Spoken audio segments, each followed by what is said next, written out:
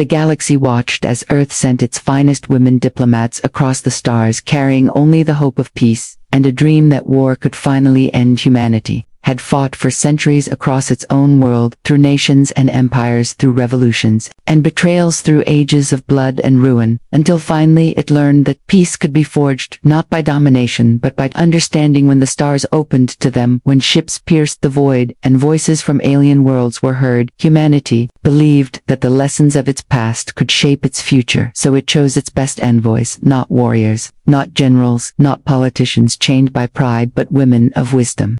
Women of compassion, women who spoke with clarity and courage. Their mission was not to conquer, but to heal. The journey itself became a story whispered across Earth's news feeds, tracked every moment. Children painted stars on walls, believing that the envoys would return with promises of friendship, and traders dreamed of new markets, while poets wrote of unity, and leaders imagined a galaxy finally free of endless fear. When the delegation of women rose into the skies, aboard ships of silver light, millions gathered to watch the launch, and in that moment, the people of Earth felt something larger than themselves. Hope. The empire into which they traveled was old and vast, built upon conquests that spanned thousands of worlds. Its banners hung across systems like shadows, blotting the stars. To many it was a force beyond resistance, but to the diplomats it was a power that could be reasoned with, for they believed no empire, however mighty, could endure forever if it relied only on fear and violence. They believed that even tyrants could learn that peace was stronger than the sword. The women trained for years before the journey.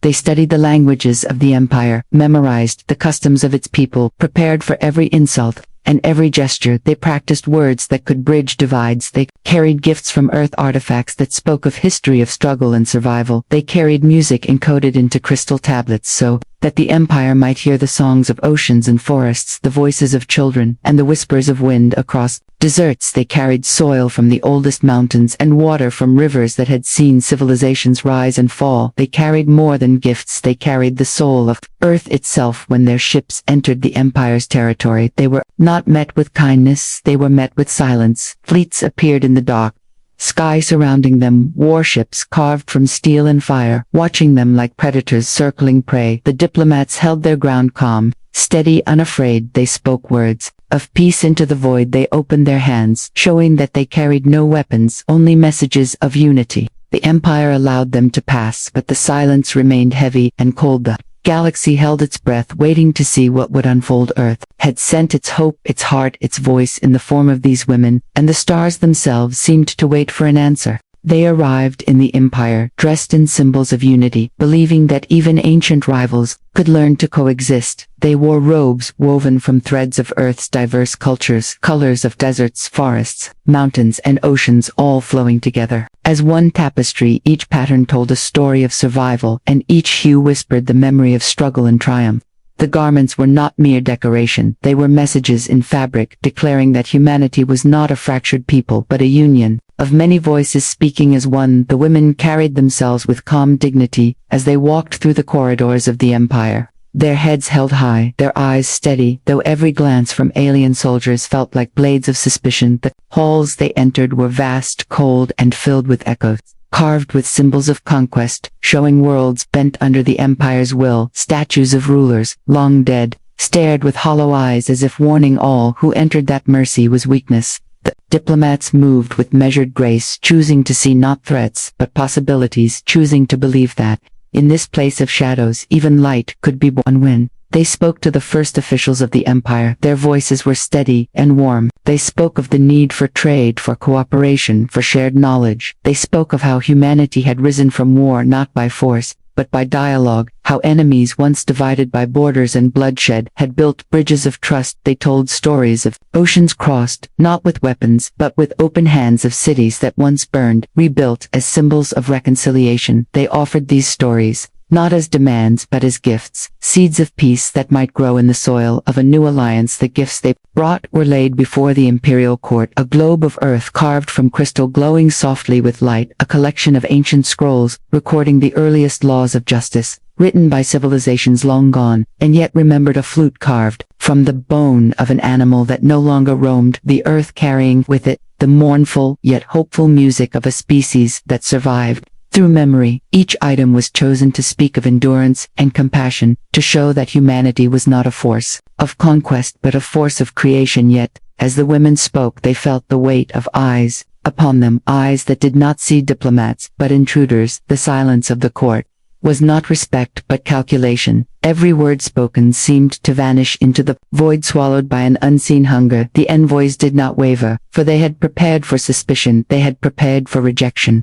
What they had not prepared for was the coldness that felt almost like amusement, as if the empire listened not to understand, but to mock. Still they pressed forward, for they believed that peace required persistence, that walls of pride could be broken not by one word but by many, that even the hardest heart could be softened by patience and truth. They spoke until their voices grew heavy with exhaustion, yet still they stood with hope unshaken, for they carried not their own lives but the promise of billions watching from afar. But the empire saw kindness as weakness, and behind closed doors they plotted a display of power. The diplomats had spoken with words of peace and had shown gifts of unity. Yet the rulers of the empire whispered among themselves with eyes sharp as blades. They were not moved by stories of compassion, nor by the memory of Earth's struggles. They were moved only by fear of losing control, for in the empire's strength was the only language that held meaning, and mercy was seen as a sign of wrath. Envoys rested in chambers of stone and iron, chambers that echoed with silence and the faint hum of unseen machines. They believed their words were seeds, waiting for the right season to grow. Yet outside their doors the lords of the empire debated how best to crush the image of Earth. The empire had ruled for centuries by terror. It had no interest in neighbors, only subjects, and to allow Earth to arrive unbroken and proud was to risk the appearance that the empire could be challenged. So the rulers decided that the diplomats would not leave the empire alive, but their deaths would not be in shadows. Their end would be a spectacle, a lesson to all who watched, a warning to any who dreamed of standing before the empire without bending knee. Plans were drawn, arenas prepared, torches lit. The empire did not simply wish to kill, they wished to burn away the very symbol of Earth's courage, so that fear would replace hope before it could ever spread. The women diplomats did not know this. Fate awaited them. They spent their final hours writing messages to their families, to their leaders, to the children of Earth. They believed these letters would be carried back home, telling of hardship but also of possibility. They wrote of stars that glowed like jewels, and of alien cities carved from crystal. They wrote of the coldness of the empire, but also of their belief that patience could turn stone to soil. They poured their hearts into these final words, never knowing that they would never be delivered. Meanwhile, across the empire, whispers spread like fire. Courtiers spoke of the foreign envoys who dared to speak of peace. Commoners spoke of strange women who carried themselves like queens. Some whispered with curiosity, others with scorn, but all waited for the decision of the throne. The empire was a beast of spectacle, and it would not remain silent for long. When the day of judgment came, the envoys were summoned to the central court. The chamber stretched high into the heavens, filled with banners of crimson and gold, and with soldiers clad in armor that glimmered like obsidian. The rulers sat upon thrones raised above all others, their gazes cold and heavy. The women diplomats walked into the chamber steady and unbroken, though the air itself seemed to press upon their shoulders like stone. The empire spoke not of peace, not of treaties, not of trade, but only of submission. That moment the diplomats realized the truth, that the empire had no intention of listening, that their kindness had been seen as weakness, and that their courage was to be punished, not rewarded. Still they did not bow. They stood as symbols of Earth's will, their silence louder than any word, their dignity brighter than any flame. In the grand arena the diplomats were chained before thousands, their bodies consumed in fire as the crowd cheered. The empire had chosen the place with care, a colosseum older than memory, carved into the bones of a dead world where countless had perished for the amusement of tyrants. Banners of the empire stretched across the sky, glowing under artificial suns, while drums thundered like the heartbeat of war. Women were led through gates of iron and stone, their steps echoing against walls painted with the blood of history. They did not cry out, they did not tremble, their faces calm, their eyes steady, for they knew that every gaze was upon them, and that every gesture, every breath would be remembered by those who lived to tell their tale. Soldiers forced them into the center of the arena, chains dragging heavy across the sand, the roar of the crowd rising like a storm, as if the death of innocents were nothing but entertainment. The rulers of the empire appeared above, seated upon thrones raised so high they seemed like gods looking down upon mortals. Their voices boomed across the arena, declaring that Earth had come not as friends but as trespassers, that Earth had come not with peace but with arrogance, and that arrogance would now be burned away. The crowd cheered their fury, feeding on the lies, for they had been taught that mercy was weakness and fear was strength. Torches were lit by slaves, their flames wild and hungry, the air filled with the smell of oil and smoke. The women stood still, refusing to kneel, refusing to beg their silence. More powerful than any plea, they looked up at the sky, where stars barely pierced the artificial dome, and in those stars they saw Earth, they saw home, they saw the billions who believed in them, and they vowed silently that even in death they would not surrender. When the fire was unleashed, it swept across the arena, with a roar that drowned the cheers of the crowd for a heartbeat. The world was nothing but light and heat. The diplomats stood as long as they could, their bodies engulfed but their dignity unbroken. Their final cries, not of fear but of defiance, words shouted into the void that Earth would never bow, that humanity would endure. The crowd screamed with savage delight, their voices a wave of madness echoing across the empire as if cruelty had become religion. Yet even in their frenzy, there were those who felt unease. Some saw not weakness in the women but strength. Some saw not defiance broken but courage. Unyielding whispers carried through the mob that the fire had not erased them, but had made them eternal. The flames died, the arena was silent for a moment. The rulers believed they had destroyed hope, yet across the galaxy the opposite was true, for the image of the diplomats burning spread faster than fire, across worlds, across systems, across Earth itself, and the seeds of war were sown not by weapons but by the sacrifice of those who refused to bow. The broadcast reached Earth, every home, every city, every soul, watching in horror as peace was reduced to ashes. The empire had believed that showing the execution of the diplomats would break the spirit of humanity, that it would teach fear, that it would chain Earth before a single shot was fired. But they did not understand the heart of humanity. They did not know the fire that burns when innocence is destroyed. Across the cities of Earth, people gathered in silence, at first faces, pale eyes, wide screens glowing with the image of flames swallowing the women who had carried the hopes of billions. Parents shielded their children, yet the children looked anyway, their small hands trembling as they saw the envoys stand unbroken. Even as the fire claimed them, students stopped their lessons, workers left their machines, soldiers froze in their barracks, the whole world standing still as the atrocity unfolded before them. When the flames consumed the final figure, the silence broke it, shattered into cries of anguish, into screams of rage, into tears that fell like storms. Mothers wept for daughters, fathers clenched fists until blood ran between their knuckles. Crowds filled the streets carrying the names of the diplomats as banners, refusing to let them be forgotten. Songs of mourning rose in 1,000 languages, blending grief with fury, for the people of Earth knew that this was not simply the death of envoys. It was an assault on every life, every hope, every dream that peace could be born in the stars. Leaders gathered in emergency councils, their voices shaking not with fear but with rage. They spoke not of patience, not of diplomacy, but of justice, demanded in the only language the empire would understand. They swore, before their people, and before history, that the blood of the envoys would not be left unanswered. Humanity would not cower, humanity would not bow, humanity would rise as one. Factories that had slept since the last wars roared awake, smoke and fire rising into the skies as machines forged weapons of war. Workers labored day and night, their grief shaping steel into cannons and ships, their sorrow turning bolts and wires into vengeance. Every hammer strike a heartbeat of fury, every spark a memory of the flames that had consumed. The women's soldiers marched through the cities, not in conquest but in defense of all that had been lost. Crowds cheered them on, tears and rage mingling as voices shouted the names of the fallen envoys. The faces of the women were painted on banners on walls on the very sides of starships, so that every warrior would remember why they fought. They were no longer diplomats, they were martyrs, symbols carved into the soul of humanity.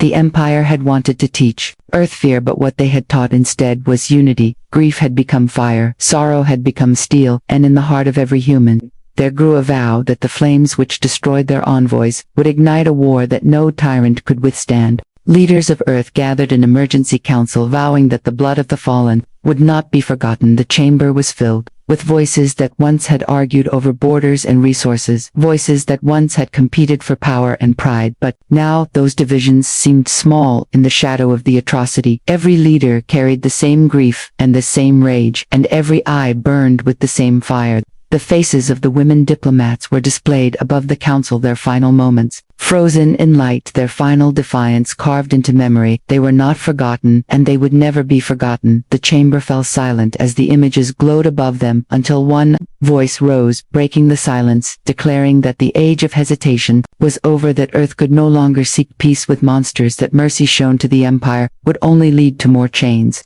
more flames, more graves. The words spread through the council like lightning, and one by one leaders rose to speak, each declaring that their fleets would be given, each vowing that their armies would march, each promising that no sacrifice would be spared for the survival of humanity.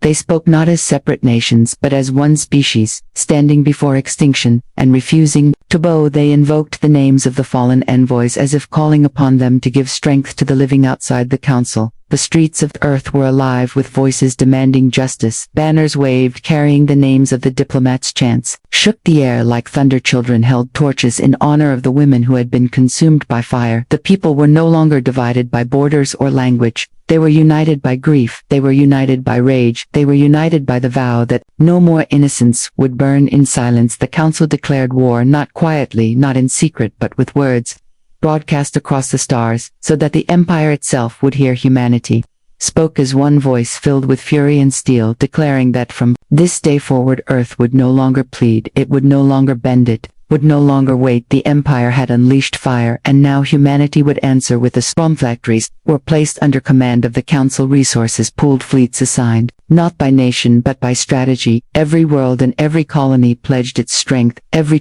shipbuilder, every miner, every worker became part of the war effort. The sound of forges echoed across the planet night and day like drums calling the species to arms. The declaration of war was not written in ink, it was written in fire, in the flames that had consumed the envoys, in the tears of mothers and the fury of fathers, in the voices of billions who swore that they would carry the war to the stars, and that the Empire would learn that humanity was not weak, humanity was not broken, humanity was not afraid. Armies were mobilized, fleets were armed, and factories blazed with the fire of preparation. Earth had turned from mourning into action. Every city, every colony, every settlement, answering the call of war. The skies filled with smoke as forges awakened. The ground shook with the rhythm of machines stamping steel into weapons, and ships. Whole continents became engines of war, their landscapes transformed into sprawling foundries, where sparks lit the night like stars fallen to earth. In the great shipyards along the oceans, titans of metal rose from the waters, battleships the size of mountains guided into place by swarms of drones, their hulls gleaming with fresh armor carriers, bristling with weapons assembled at a pace no empire believed possible. Space docks above the planet filled with frigates, destroyers, and transports. Each day hundreds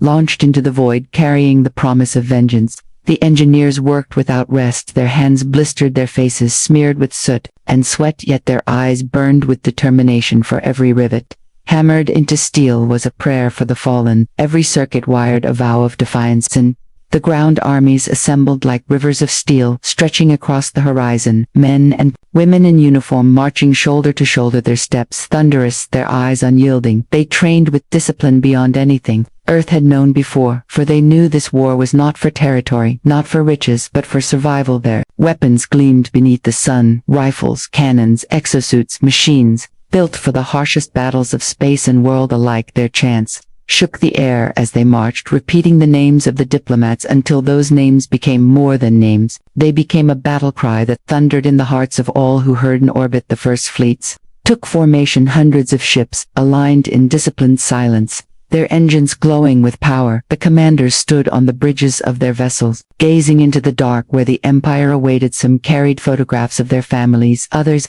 carried the faces of the fallen envoys etched into their armor. Each one swore the same oath, that they would not return home until justice had been done, until the Empire that had burned the diplomats had been brought to its knees. The factories never ceased. The night sky itself was alive with light from towers and refineries, their smoke painting the heavens while the hum of reactors echoed through valleys and mountains. Even the far colonies joined their resources, shipping or fuel and technology to the heart of Earth. No one stood apart anymore. Unity had been forged in fire and loss from every corner of the planet. Voices rose not in sorrow but in determination. Songs of resistance filled the air, choirs sang in ruined churches, drums pounded in empty stadiums, poets carved verses on the walls of factories. Children carried banners painted with stars and flames. Humanity had been scarred, but it had not been broken. The mobilization itself became a living monument to the women who had been consumed in the arena. Their memory transformed into the strength of billions who now carried their spirit into war. The first fleets rose from Earth, a wall of firepower cutting through the void, declaring that humanity would not kneel. The skies thundered as engines ignited, launching steel giants into the heavens. Millions gathered below to watch as their ships ascended, leaving trails of light across the dark, their cheers rising like storms, every soul knowing that history itself was unfolding above their heads. Humanity was no longer bound to the soil of Earth. It was now a species of war rising into the stars to face the Empire. The fleets stretched across the blackness of space, formations precise and unbroken, carriers flanked by destroyers, cruisers shadowed by frigates and drones, escorts weaving between them like living fire. Each vessel bore the mark of Earth, not as separate nations but as one united species, banners painted across their hulls, flames, stars, oceans, deserts, symbols of all that they fought to protect. Every ship a fragment of Earth, carrying the will of billions, their unity. A weapon sharper than any blade. Commanders stood on the bridges of their vessels, their voices calm, steady,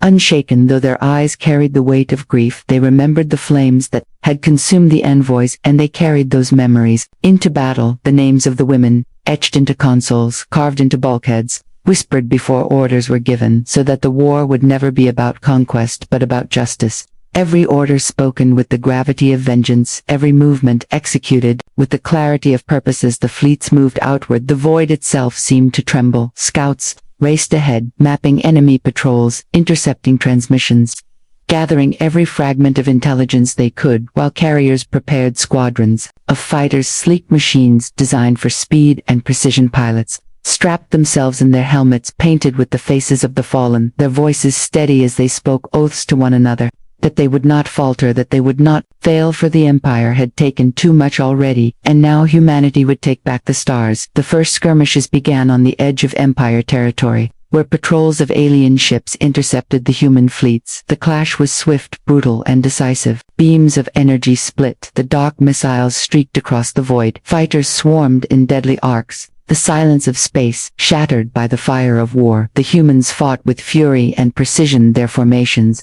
holding firm, their weapons striking with vengeance. The alien ships burned one by one, their wreckage scattering across the stars. The first victories were small, yet they carried weight greater than mountains, for they proved to the galaxy that humanity would not bow on Earth. The news of the first victories spread like wildfire. Voices cheered across cities, bells rang in temples, fireworks lit the skies. Children shouted the names of the envoys as if calling them back from the grave, for the people now believed, not only in mourning, but in triumph. Humanity had begun to carve its answer into the stars with fire and steel, and the war had only just begun. What began as the death of a few became the birth of a war that would decide the fate of two civilizations. The fire that consumed the women diplomats did not end their story. It ignited a storm that spread across the stars. Every ship that launched, every soldier that marched, every weapon forged carried within it the memory of the envoys, their sacrifice, a seed of fury that grew into defiance. Unbreakable, the Empire had believed Earth would shatter under the weight of terror. It had believed that flames would silence the voice of peace, but instead those flames became the language of unity. Humanity had endured centuries of its own wars, had endured empires, kings, tyrants, and ruin, and through it all it had risen again, each time stronger, each time more unyielding. Now the galaxy would learn that the spirit of Earth was not one that could be broken by fire. The fleets of Earth spread deeper into enemy territory, their banners bright against the endless dark planets that had once bent under the Empire. Looked to the human ships with wonder, some with hope, others with fear. The image of the burning envoys had spread far beyond Earth, carried on signals faster than light, whispered in secret markets, repeated in slave camps, and echoed in the hearts of the oppressed across the Empire. Many began to see the women not as victims but as martyrs, whose defiance had cracked the mask of invincibility. Battles grew larger as fleets clashed in storms of fire. Worlds burned under the weight of war, yet humanity pressed forward, not for conquest but for survival. Commanders spoke in every transmission that this war was not about domination, It was about justice. It was about ensuring that no envoy, no child, no innocent would ever again be burned for the amusement of tyrants. Their words echoed across ships, and soldiers repeated them as vows before stepping into battle. On Earth, the people bore the burden of sacrifice. Families sent sons and daughters into the void, knowing that some would never return. Factories bled smoke into the skies, but none complained, for every loss was a thread in the tapestry of vengeance. Each name written on memorial walls became fuel for the cause, sorrow and rage binding tighter than any law or treaty ever had. The empire struck back with fury, unleashing its armadas in waves of destruction, yet the humans held their ground, their unity a shield, their defiance a sword. Every battle written into history as proof that the weak could rise and stand against the strong, that fire could forge not just ashes but steels. The war raged across the stars. One truth became clear: the sacrifice of the women diplomats had not ended with their deaths, it had begun with them, for in their final act of courage they had given humanity something greater than peace. They had given humanity purpose, and with that purpose the war would shape not just the fate of Earth and the Empire but the destiny of the galaxy itself.